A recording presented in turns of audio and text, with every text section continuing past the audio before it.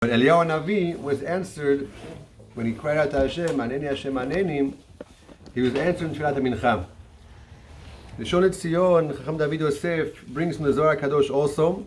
The Zohar writes, Ba'i barnash lechavna da'ateh.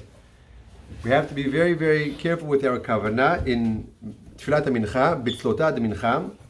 Really, bikulhu tzlota ba'i barnash lechavna da'ateh. Truthfully, all tefillot, we have to be mechaven our da'at, we have to try to muster kavanah and focus and concentration. But says Zohar Kadosh, ubhai tzlota yatir mikulhu. When it comes to mincha, it's even more so than the other tefillot. Begin the dina sharia be'alma. Tefillat ha-mincha typically occurs in the middle of the day. And already in the morning hours we're emerging from the dinim of the nighttime and the kochot of din. But once we pass chatzot and it becomes zman ha-mincha, so already the dinim, the forces of din are again holchim u'mitkabrim. They are coming back. And therefore, to offset that, a person, when he prays mincha, really has to elevate his tefillah, a little bit more focus.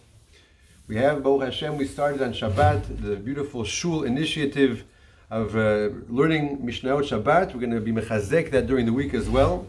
2-3 Mishnayot per week. We mesayim the entire Masechet, Kol Shana V'Shana B'Ezrat Hashem. We started this week with the Mishnah that has really nothing to do with Masechet Shabbat per se. Mishnah says, Lo yeshev adam lifnei asapar samuch lamincha ad sheitpalel. We don't go take a haircut, and the Mishnah goes on to list other activities as well. Lo yochal, a person shouldn't eat before tefilat mincha.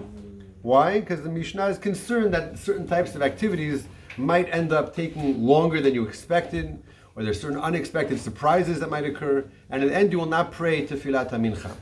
So this is, of course, a very, very relevant halakha. Every single day, a person should be aware of what are the activities he may or may not do prior to praying mincha. When did these prohibitions go into effect? So we have to know a little bit of something about the Seder Hayom, the Zmanei Hayom. There is Chatzot Hayom after midday. In Shaot Zmaniyot, we wait another half hour before we would begin to pray. The earliest time to pray mincha is a half hour Shaot Zmaniyot, half a halachic hour after midday. That's called mincha gedola. So I want to share with you from the Halacha Berurah, he writes that even though Maran Shulchan Aruch is machmir, Maran writes, according to the machmirim, that once we reach zman mincha gedola, meaning the earliest time to recite mincha, half hour, half halachic hour after chatzot, you're not allowed to eat. You're not allowed to get involved in any other activity before you pray mincha. Nonetheless, Halacha Berurah brings down that the minhag, even of Sfaradim, is la'akel. We are lenient, not like the position of the Shulchan Aruch. And up until what's known as Zman Mincha Ktana, as we approach the end of the day, we are noheg that we do have a meal. He writes, Kol she'adayin lo hagi'a zman hasamuch lemincha ktana. The minhag is that even for the Sephardic communities, we do eat prior to praying mincha. However, there are two conditions. You're only allowed to eat a meal if you haven't prayed mincha, if you have what's called minyan kivu'ah. You have a set minyan every single day in which you pray. As well, you should have a shomer. You should have somebody who's appointed to make sure, to supervise that you in fact pray mincha without forgetting about it. And if that's, you don't have an individual there, he writes, Yesh mikilim kshmaniach sha'on me'orer, sheyitzaltzel lahazkiro litpalel achar gmar haseuda.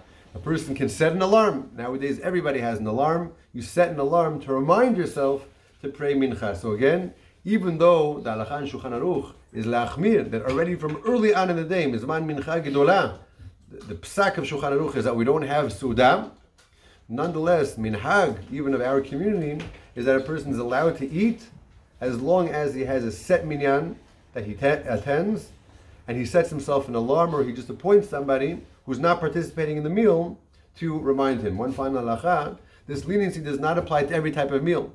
He writes, if it's a suda gedola, and he describes in the next sif, a suda gedola is like a wedding, or some sort of a simcha meal, a bar mitzvah, middle of the day, a large meal, not a typical meal, a feast, then he says, then we go like the psak of Shulchan Aruch, and it's prohibited. You're not allowed to eat at such a meal without yet praying mincha. In other words, once it arrives the zman of mincha gedola, that it's already the time of the day where you're eligible to pray mincha, and not allowed to participate in a festive meal, a suda gidola, according to our minhag even, unless you first pray mincha. Rabbi Yochanan ben Zakkai אומר, יצא הקדוש ברוך הוא לזוגות לפיכך, יבא להם תום מצוות שמע דרך ויצמא ציבור גדול תורה וידין.